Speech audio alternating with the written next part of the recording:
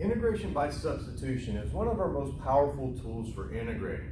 Basically what it does is it kind of takes into account the chain rule that we have when we were taking derivatives. Remember, integration is just taking the derivative backwards. So if you remember our chain rule for taking derivatives, it says if we're taking the derivative with respect to x, I'm just going to use the power rule here, something raised to a power. We bring down the power, copy the inside, take one away from the power, but then we have to multiply by the derivative of the inside. Now I'm going to use the differential notation for the derivative of the inside there. When we first learned it, we had a u prime there. So if we're going to go backwards to kind of integrate this, we need this side. Now remember what this represents. This represents the derivative of whatever that function is. So if I said, what's the derivative with respect to x of x squared plus 3 to the 4th? Well, bring down the power, copy the inside, take one away from the power, but then we have to multiply by the derivative of the inside. So if we're going to integrate this backwards, and we're going to think that it's possibly this power rule, what we would think is, well, there's the function u, and then there's the du, or the derivative of that function. So when we're integrating using the substitution, we're going to have to take this into account. Now, it's not as bad as it sounds, but here are the two things you want to watch out for when you're integrating by substitution. You're looking for one function inside another, or a function and its derivative. So these basically are the same thing, but these are kind of the clues to that substitution is probably going to work out fairly well. So let's just start and work a couple examples here. So let's say if I said let's integrate, let's do 3x squared x cubed plus 5 to the 6th dx. All right, if we were just told to integrate this, about the only method that we would have up until this point would we'd have to distribute all that out. Well, we really don't want to do that with that power of 6. So what we're looking for to try to do a substitution is for one function inside of another function, or a function and its derivative. Well, I'm noticing that this piece right here is inside that power. So if I let that be my u, then du, the derivative of that, so I'm just taking the derivative of that statement, would be 3x squared dx. Now notice I'm taking the derivative in differential form here. Now notice that's exactly what we have up top, right? In this particular case, see, if we let this piece be u, then everything else that's up there, I'm just going to kind of circle it like this, all of that is exactly the derivative of u. Which means I can just do a substitution. Remember, all substitution means is replace. I'm going to replace the stuff inside the parentheses with a u, so that's going to be u to the 6th. And I'm going to replace 3x squared dx with du. So now it looks a lot nicer. We can see that this was just a power rule when we took the derivative. So all we got to do now is integrate, right? Add 1 to the power, divide by the power. So that'll be 1/7 u to the 7th plus c. And of course, we didn't start with u's, we started with x's, so we need to back substitute. So that's 1/7 x cubed plus 5 to the 7th plus c. Okay, that's it. So notice when we originally looked at this, we were looking for a function inside of another function. That's the one that shows up the most. Or a function and its derivative. And you can see that if we let the function be x cubed plus 5, its derivative, or something really close to it, is what was left over. All right, let's try another one. Let's say if we have, let's make it really similar. Let's say we have x squared plus 3 to the 4th. All right, really close to the last one. So again, if we're going to integrate this, we could distribute everything out, but that would take forever, and we really wouldn't want to do something like that. So maybe a substitution will work. And you say, hey, look, I got this one function inside of another function, so let me try a substitution. So in this case, I'm going to let all of that in there be u. So if we go here and say, let u be x squared plus 3, well, we also need to replace everything else, so we can see that du is 2x dx. Well, here we're not quite there because we only have x dx left, right? Once we replace all of that, all we have left is x dx, but this says du is supposed to be 2x dx. Now, there's a couple of different ways that you can approach this, but the way we're going to do it today is we'll just solve for what you have left over. You see, if I divide both sides by 2 here, I can see 1/2 du is just x dx. So I'm going to replace this x dx piece, all of this mess, with 1/2 du. Okay, now we're just substituting or replacing, so this is going to become the integral of u to the 4th, and this x dx I'm replacing with 1/2 du. Now, of course, the 1/2 is a constant. We can pull that out front. All right, so now it's just our power rule for integration. Add 1 to the power, divide by the power. When I add 1 to 4, I get 5. Divide by that, I already have a 2 down there, so that gives me a 10th, u to the 5th plus c. And I'm going to squeeze it way down here at the bottom. So this would be 1/10, what was u? X squared plus 3 to the 5th plus c. Okay, so again, we saw one function inside of another function, so we did our replacement. Now this time we were off by a constant, but if your derivative is off by a constant from whatever you have on the inside, you can always manipulate those constants to get it to work. Now if it's off by more than a constant, it may be trickier than that. All right, let's try another one here. What if I said, let's do the integral of x plus 2, x squared plus 4x minus 6. All right, so again, if we were told just to integrate this directly, I really don't have a way to do this one using our older techniques, but you're saying, well, maybe I should try a substitution. Now, do we really have one function inside of another function? And technically we do. This whole denominator is inside. Think about if we had a function f of x with just 1 over x. We had another function which was x squared plus 4x minus 6. And if I went into the function f and I replaced it with g, we would end up with 1 over x squared plus 4x minus 6. So you can see in this case we have g of x inside of f of x, and we still have that denominator to take care of, the numerator to take care of.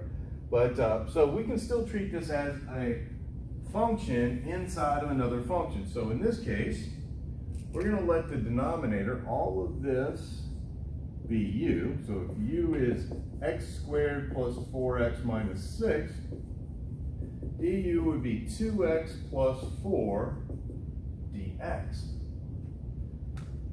Now, so we've replaced the denominator, but we still have this numerator that we need to replace as well. And that's not quite what we have here, but notice that this is just a multiple of that. And if we divide both sides by 2 again in this case, divide by 2, we can see that 1/2 du is equal to x plus 2 dx, which is exactly what we have on the top. So this piece, again, would be 1/2 du. All right, let's plug this in. This ends up being the integral. We got just u in the denominator. Now we're replacing all of x squared plus 2 dx with 1/2 du. Now we saw last time that the 1/2 is a constant, so we can pull that out. Okay, so there we go. I completely replaced it. The only tricky part I did, I kind of skipped, is I pulled out that constant. Now integrate. We know the integral of 1 over u du, or du over u, is the natural log. So this is the natural log of the absolute value of u, and back substitute. So natural log, absolute value. This was x squared plus 4x minus 6. And there we go. All right, so let's go back over here and try 1 or 2 more of these. Let's see here.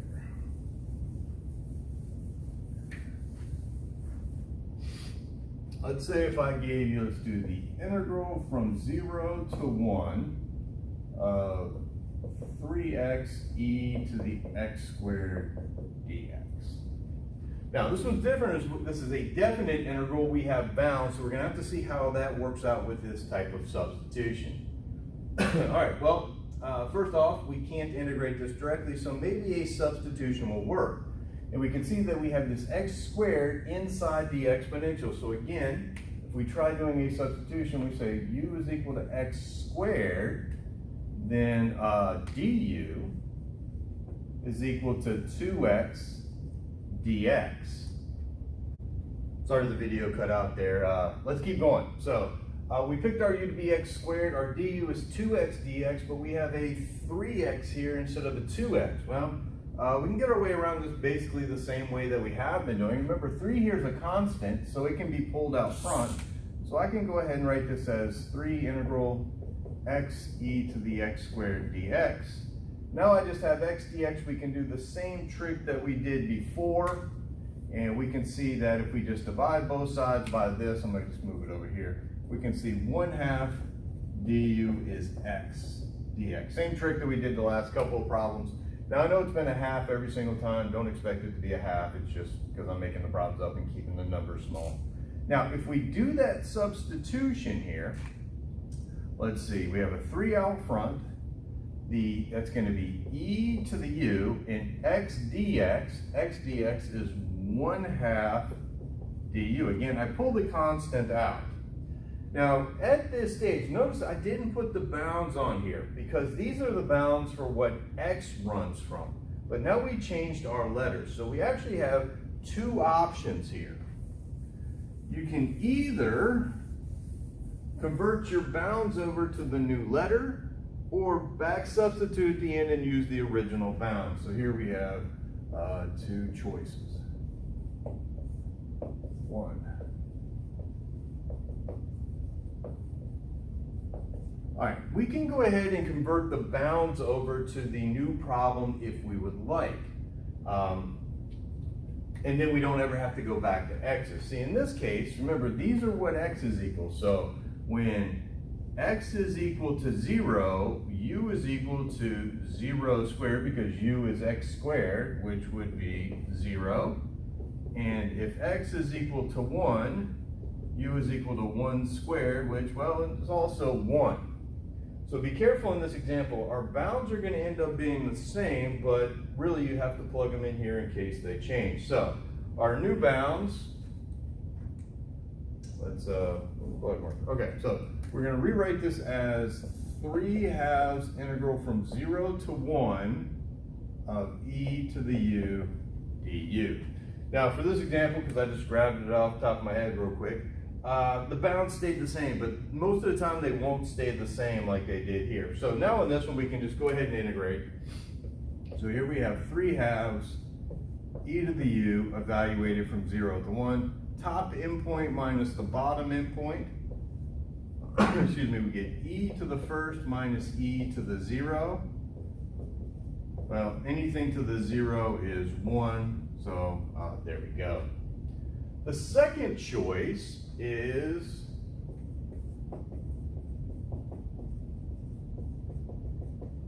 just back substitute. Now this one is, I would say, a little bit more dangerous than the other one, and you're going to see why. So I'm still going from this line right here. So I'm going to start with 3/2 integral of e to the u du. Now notice I didn't put bounds on this one because in this case I didn't bother to do this work to convert the bounds. So if I go ahead and integrate this, I'm going to get 3/2 e to the u. Notice I didn't put plus c here because I know I have bounds that I have to evaluate. So now if we back substitute, this will be 3/2 e to the x squared. Now we can evaluate this from our original bounds. So again, top endpoint minus bottom endpoint, the 3/2 is the constant. That'll be e to the 1 squared minus e to the 0 squared. Notice we still have to do that work anyway. So this will be e to the first minus 1, or just e minus 1. So the same thing. So if you have bounds, and you're going to do a substitution problem, you have 2 choices. You can convert the bounds over to the new letter. Remember, you do that through what you said the original substitution was. Or you can go ahead and integrate, back substitute, and then use the original bounds. All right, so let's take a look at one more type of problem here. Let's say we have the integral x square root of x minus 1. So again, if you're told to integrate this, you'd say, well, I really don't know how to integrate that. Maybe a substitution will work. And the reason that you're thinking substitution is because we have a function inside another function. We have that x minus 1 inside the square root. So you'd say, okay, let's let u be equal to x minus 1. Unfortunately, du is equal to dx, which means so far, I've replaced all of that with u, and I've replaced that with du. But I still have x's. And let me give you a huge, huge hint. You're never gonna, at least for a while, have an integral that has two different letters in it like this. That's completely wrong, 100% wrong. So we can't do that. We gotta change all of our letters over to the new letters. So reasonably, you'd say, okay, substitution won't work. Substitution doesn't always work.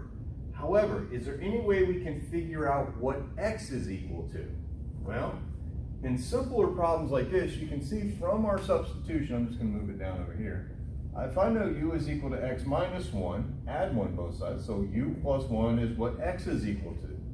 So now I can replace this x with u plus 1. And now we can get everything in terms of u. So this becomes the integral u plus 1 times the square root of u du. And then you look at it and say, great, that doesn't look any easier to solve than what we had a second ago. Except for we can actually do a little bit of algebra on this and get it to a form that we can integrate. So if I rewrite the radicals in 1/2 power, which we do a lot when we're integrating, and I distribute, that would be u to the 3/2 plus u to the 1/2 du. Now that I can see a power on each one of the u's, I can just use my power rule. So for the power rule, what do we end up with? We just add 1 to the power, divide by the power. So if I add 1 to 3/2, I get 5/2. So that's 2/5 u to the 5/2 plus. If I add 1 to 1/2, I get 3/2. So that's 2/3 u to the 3/2. Okay, now we do need to back substitute here. What did we say u was originally? U was x minus 1. So we get 2/5 x minus 1 to the 5/2 plus 2/3 x minus 1 to the 3/2 plus c. And I'm going to leave that right there. The book may, in this case, a lot of textbooks may factor that and make it look a lot nicer, but that's perfectly fine the way it is. So the substitution method is a great way of integrating. As you see, it kind of takes care of that chain rule thing that happens most of the time when we do take a derivative. So make sure that you really, really understand this, because it's going to be one of your main ways of integrating in the future.